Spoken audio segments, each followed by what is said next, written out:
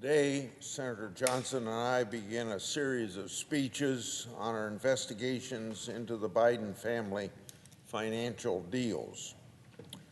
We'll make these presentations with two themes. First, we'll refute and we'll dismantle the talking points that the liberal media and our Democrat colleagues pushed onto the American people.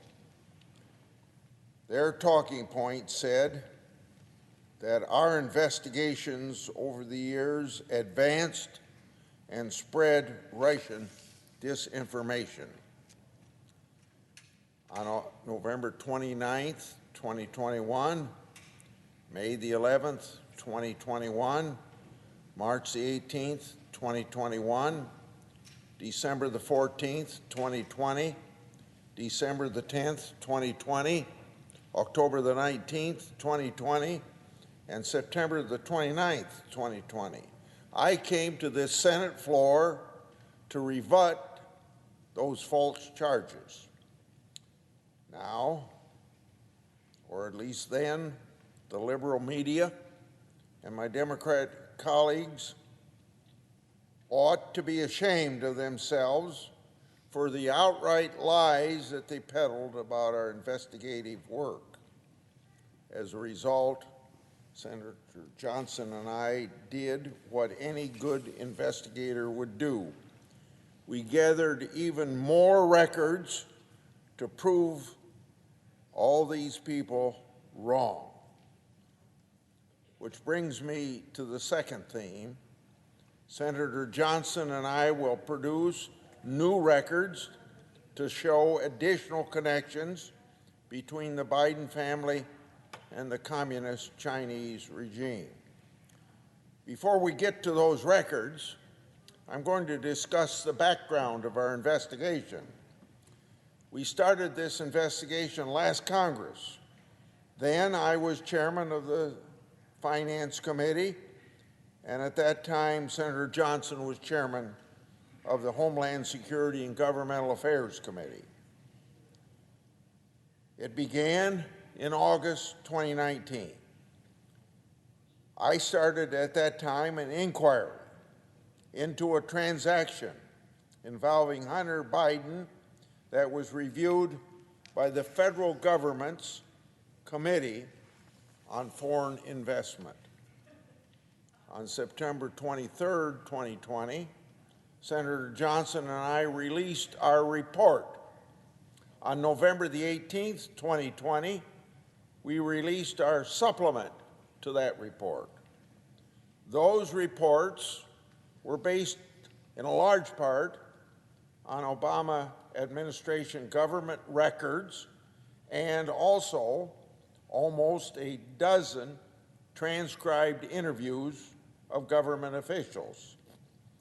In both reports, Senator Johnson and I made financial information public that hadn't ever been known before.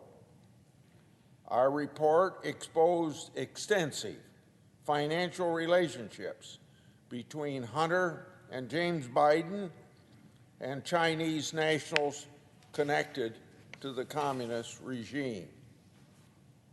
More precisely, these were Chinese nationals connected to the Chinese government's military and intelligence service. One of those individuals was a person by the name of Patrick Ho. According to reports, Hunter Biden said of Patrick Ho, quote, "I have another New York Times reporter calling about my representation of Patrick Ho." Then Hunter Biden says the F word, denoting a spy chief of China who started a company that my partner, who was worth $323 billion, founded and is now missing. End of that quote. We'll get into more detail with respect to Patrick Ho in future speeches. will do the same with Gong Wen Dong, another close associate of Hunter Biden's, who was connected to the communist regime. Now, Hunter Biden's reference to, quote, my partner, end quote, is an apparent reference to Yi Jinping. Yi had connections to the People's Liberation Army. Yi had a company called CEFC, which had multiple variations. Today and in future speeches, Senator Johnson and I will simply refer to that company as CEFC. Documents show that CEFC's corporate mission was, quote, to expand cooperation in the international energy economy and contribute to national development, end of quote. Now let me emphasize that word national in that quote, national development. CEFC existed for the communist state. Indeed, records show that CEFC is dedicated itself to serve China's national energy strategy, developing national strategic reserves for oil, and now I quote, partnering with centrally administered and state-owned enterprises, end of quote. Records prepared by one of Hunter and James Biden's business associates, a James Gilliar, say the following about this company, CEFC. Quote, at the time, China was hungry for crude, but its state-backed companies were having difficulty closing some deals abroad. The optics of China's state-backed giants marching into a country to buy and extract oil weren't great for Central Asian politicians. This paved the way for private firms like CEFC, which can strike oil deals in Europe and the Middle East, where Chinese state-owned enterprises could bring political liabilities, end of quote. Documents also show that CEFC, quote, is building an energy storage and logistics system in Europe, end of quote, to connect China, Europe, and the Middle East. Now, you may ask why? Plainly, to serve, quote, China's ambitions to have overseas storage locations connected with world markets, end of quote. The document further states that CEFC's investments and their bank division has investments in the energy sector, quote, which are in tandem with the government's $4 trillion One Belt, One Road foreign investment program, end of quote. So then, CEFC operated under the guise of a private company, but for all intents and purposes, as an arm of the Chinese government. Hunter Biden and James Biden served as the perfect vehicle by which the Communist Chinese government could gain inroads here in the United States through CEFC and its affiliates. And these inroads were focused on Chinese advancement into the global and U.S. energy sector.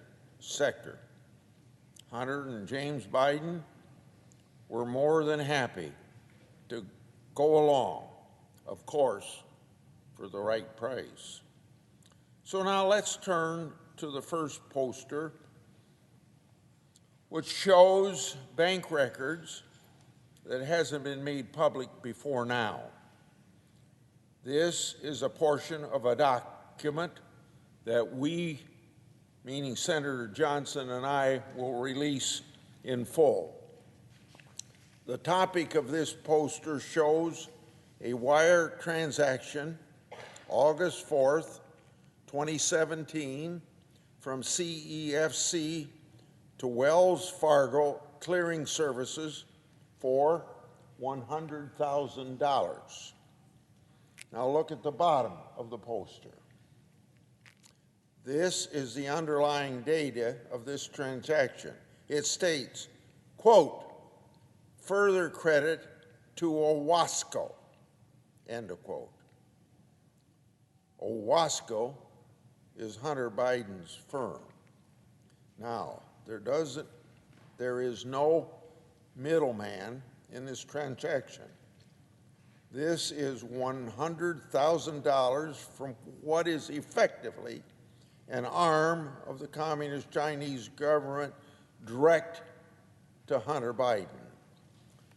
So a second question to the liberal media and my Democrat colleagues who accused us over the last 2 years of distributing Russian disinformation. Is this official bank document Russian disinformation? Now, beyond this document, in future speeches, Senator Johnson and I will show you more transfers between and among such companies as CEFC, Northern International Capital, Hudson West 3, Hunter Biden's Owasco, and James Biden's Lion Hall Group. In doing so, please keep in mind the players in this game: Hunter Biden, James Biden, Yi Jinping, Gang Wen-dong, Murren Yang, and Patrick Yo, to name a few.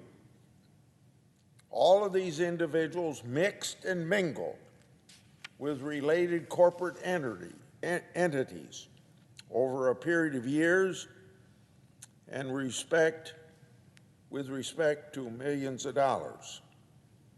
Now, the next poster. Those connections are illustrated by this second poster, which I made public last November.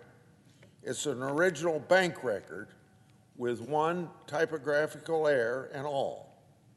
Here you have Hunter Biden, Gang Wen-dong, and Murren Yang executing an assignment and assumption agreement together. Now, a third question to those who accuse us of disseminating Russian disinformation, so especially to the liberal media, who are the ones who ought to be policing our government system to make sure that everything's done honest. They shouldn't have to have members of Congress giving all this information out. But is this official record Russian disinformation?